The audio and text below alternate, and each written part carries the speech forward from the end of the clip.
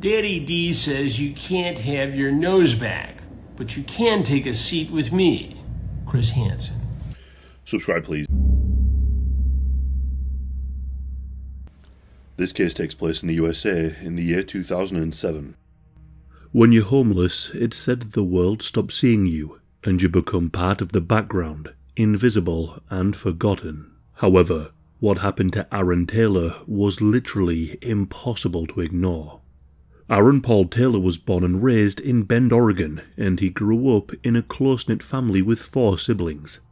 In his youth, Aaron struggled in school and longed for acceptance from his peers. As a teenager, he began experimenting with alcohol and drugs, pushing boundaries in a bid to fit in with his friends. These early poor choices would later contribute to the hardships he faced. In his early 20s, Aaron survived a near-fatal motorcycle accident, and this left him badly injured. According to some sources, his personality began to somewhat change, something that can happen after extreme trauma or head injuries.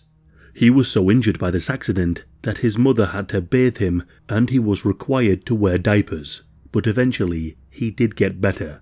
At some point in the 1990s, his family decided to move to Oregon, but Aaron refused to follow them, insisting on staying behind in Arizona, even if it meant living in homeless shelters.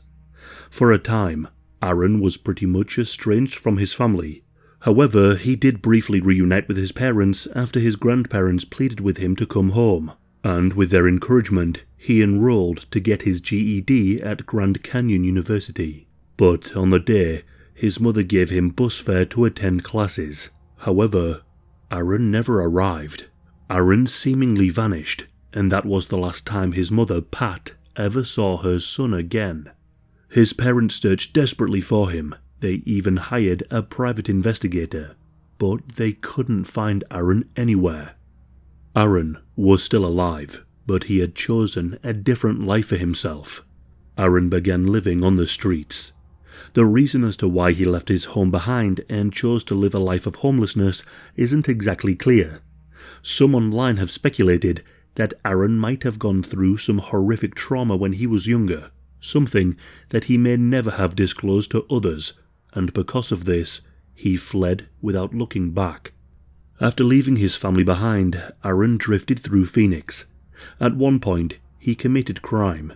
He was convicted in the late 1990s of a burglary charge and spent about 7 years in prison. I couldn't find the exact details of the crime, but with a 7-year sentence, it must have been relatively bad. However, by 2007, the 36-year-old Aaron had been released and was living near Paradise Valley Mall. For what it's worth, Aaron appeared to have stopped committing crime. Those who knew him in Phoenix described him as a kind-hearted soul. One worker at the mall said, "He was just a nice guy who hung around. He never bothered anyone." Many others described Aaron as a friendly and endearing transient who had made a home for himself on the streets just near the mall. Many recalled Aaron dressed in his familiar blue hoodie and baseball cap. It's said that he would sometimes sit and talk with employees on their breaks and making conversation that many workers said would help pass the time. One maintenance worker also said that he would tidy up outside the shops, removing discarded wrappers or bottles, trying to keep the area clean. In short, Aaron was a gentle, well-liked man struggling with addiction and homelessness, but despite this, was trying to be a positive presence in the community, although Aaron's presence in the mall would attract the attention of some truly despicable monsters. A group of local young men had spotted Aaron. They saw a vulnerable man and they decided to make his life a living hell. For some reason, they began to target him. Multiple witnesses later reported that 3 young males, who, in a sick form of entertainment, began to harass and torture Aaron.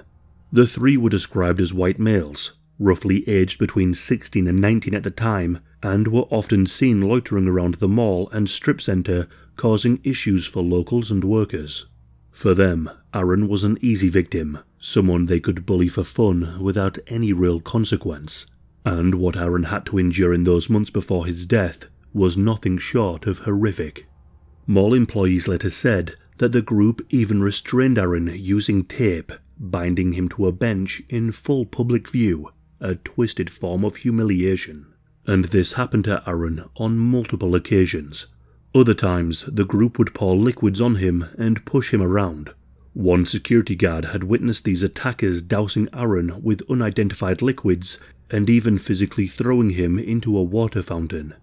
The three bullies also knew that Aaron struggled with addiction, and so they would frequently supply him with alcohol in a bid to get him extremely drunk, only then to take advantage of him in his intoxicated state to humiliate and attack him further. Many passers-by did see Aaron taped down on a bench, unable to move, whilst his tormentors laughed. Many either didn't care about Aaron due to him being homeless, or they feared that the boys would attack them instead. Pretty much everyone was unwilling to help. Aaron saw people watch what was happening to him, but they just walked on. This pattern of torment went on for months, leading up to Christmas of 2007. According to those who witnessed the attacks, Aaron never fought back, nor did he call the police. He would just pick himself up and carry on with his day. Those who worked at the mall said that Aaron never lost his polite manner despite the attacks he suffered. He always appeared to be friendly and cheery. But tragically, what began as non-lethal bullying grew increasingly more violent.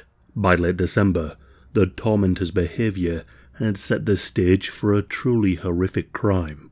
And now we arrive to the day of the final attack, the 25th of December 2007, Christmas Day. As many families gathered around fires inside their homes, eating large amounts of food, Aaron spent that evening in his usual spot near the mall. Aaron had been drinking, and he eventually dozed off and fell asleep on the concrete bench just outside the mall. This was a place that he felt relatively safe in. Unfortunately, his tormentors and soon-to-be killers were lurking. Witnesses later told the police that the same three young men who had tormented Aaron for months showed up that night, and they approached him on the bench.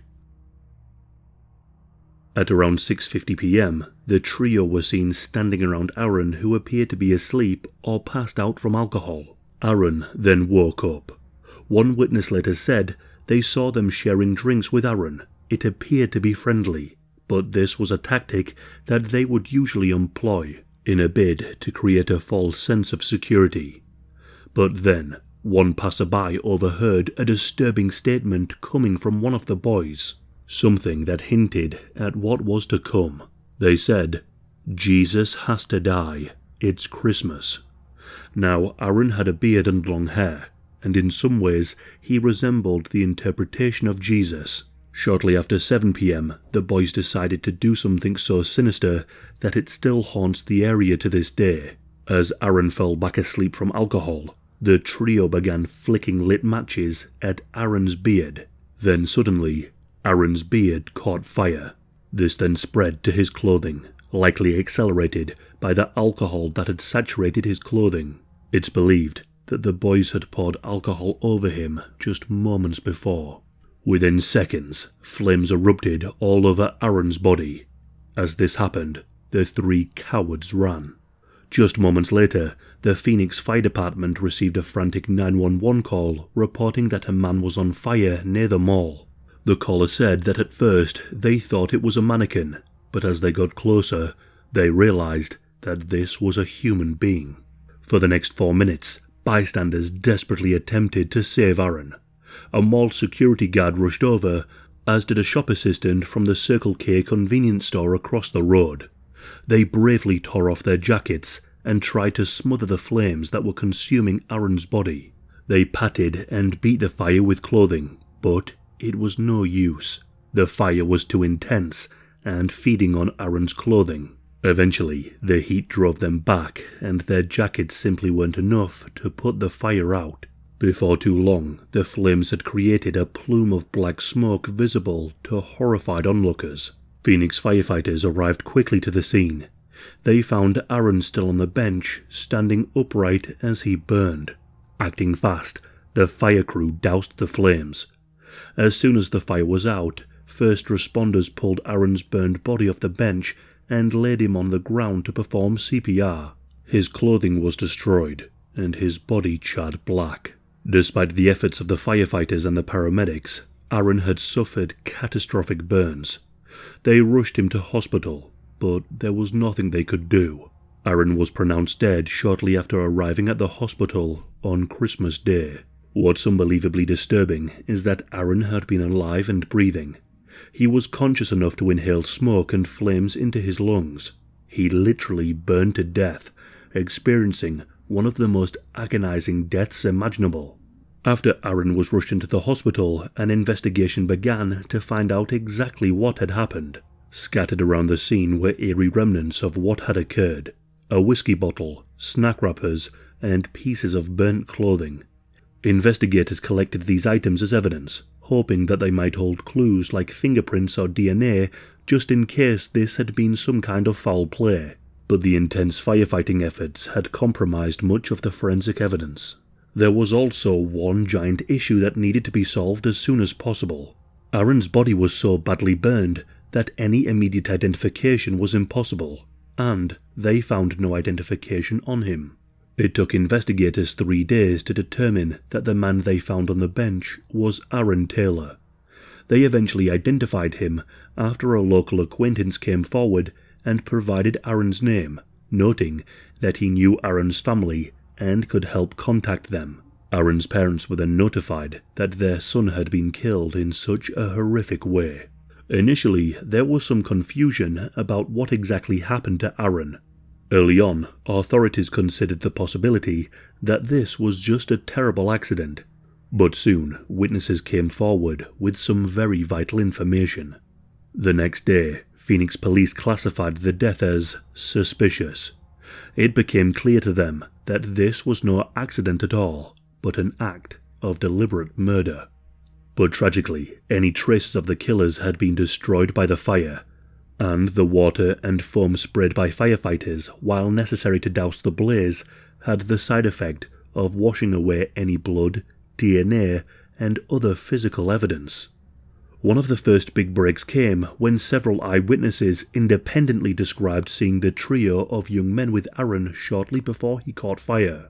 These witnesses included mall security personnel, along with other local residents who happened to be walking by. All of them knew of the mysterious trio's dangerous reputation. The witnesses consistently told a similar story.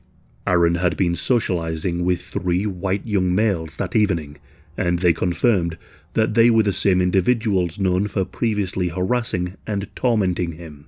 But most crucially, at least 2 witnesses saw the moment the attack happened. They reported that Aaron was asleep or passed out on the bench when the trio began flicking lit matches at him. Investigators then learned about the history of abuse that Aaron had suffered from these same suspects. This was not a random, spontaneous crime. It was a pattern of escalating torture. Within just days, Phoenix police had identified the 3 suspects that they believed to be responsible. According to reports, the officers were able to track them down so easily because they were already locally notorious with law enforcement. They turned out to be 2 brothers, aged 17 and 20, who lived with their mother in an apartment complex near the mall, along with a 24-year-old friend of theirs. When detectives brought the boys in for questioning, they denied everything. They claimed to have no knowledge of what had even happened. Preposterous when investigators knew that they all lived so close. It would be almost impossible for all 3 of them to not have heard at least some rumours. As the police interviews went on, they told the boys that witnesses had placed them at the scene of the crime, but none of them gave any useful information. Before too long, the brother of the 2 mothers quickly hired an attorney, as did the other person's family. Once lawyers were involved, the 3 suspects refused to answer any further questions. When detectives looked at the security footage from nearby stores and the mall, they discovered that not a single camera had captured the specific courtyard area where the crime occurred. It was a dark, tucked-away corner just out of view of the cameras. The police had nothing. No confession, no surveillance video, no forensic evidence. Detectives had a very strong idea as to what happened, but they had nothing concrete. All the case had was witness testimony, but it soon transpired that even some key witnesses were hesitant to get deeply involved. Some of the witnesses were local teenagers. They feared retaliation from the 3 other boys. They didn't want to be dragged into a serious criminal case by testifying against their peers. They were worried that the 3 boys might be found not guilty, and then they would be subjected to a similar torment. News of the Christmas murder sent shockwaves through the community. Those who had interacted with Aaron were heartbroken and outraged that something like this could happen in public. Now, here's another part of the case that is truly horrific. There was a maintenance worker who worked at the mall who had been Aaron's friend. The two would often chat if they bumped into each other, and were relatively close. This maintenance worker was told the news that his friend had been killed. But if that wasn't bad enough, he was tasked with the disturbing duty of cleaning up the crime scene the next morning, washing the blood and ash off the benches where Aaron had been killed. This experience was so traumatic for this worker that he quit his job immediately afterward, unable to bear returning to the place marked by his friend's violent death. Other mall employees who knew Aaron expressed guilt and regret in the wake of the murder. They began to wonder, what if they had intervened earlier when they saw him being bullied in the months prior? What if they could have stopped what happened to him? But no one could have known just how far these boys would have taken it. Aaron's family were given the news. His parents stated that they had always held out hope that their son would one day return home. According to one source, Aaron hadn't seen his family for over 16 years. Meanwhile, the investigation continued. The police hoped that one of the boys would crack. Perhaps the guilt would consume them, but this didn't happen. As much as they tried, they just failed to gather enough evidence to put these boys behind bars. Proving who killed Aaron grew increasingly more difficult by the day. Frustration only grew. Days turned into months, and then months into years. Not a single person was held responsible for what happened to Aaron. 8 years after the murder in 2015, the police obtained DNA samples from at least one suspect to see if advanced forensic tests could find a match to anything from the crime scene. However, no usable human DNA evidence was recovered. Police began questioning more citizens of the city in the years after the murder. It turned out that some people had heard some things that have enraged law enforcement and members of the public alike. One witness heard the alleged killers brag afterward about setting a homeless man on fire, and that they had managed to get away with it. Now, this is all just hearsay, nothing concrete. But if true, it gives an insight into these people and how little they thought of Aaron's death. As hard as the investigators tried, there just wasn't enough to make any charges stick. And so, no one was ever arrested or named for the murder of Aaron. The murder of Aaron Taylor highlighted a disturbing trend of violence against the homeless in the United States of America. The National Coalition for the Homeless documented at least 122 attacks on homeless people in 2006 alone, 20 of which were fatal. Aaron's case was just one of a string of horrific attacks targeting the homeless during the 2007 holiday season. Authorities have since worked with programs like Silent Witness to offer a reward for any information leading to the capture or arrest of Aaron's killers. But to this day, the reward remains unclaimed. In the years since 2007, the Phoenix Police Department has not yet closed the case of Aaron Taylor. It remains an open, unsolved homicide case, and detectives periodically revisit it, hoping to find any new leads that might bring the killers to justice. As of right now, the 3 suspects haven't been formally named, never mind arrested or charged with anything, and tragically, that's the way it will likely stay.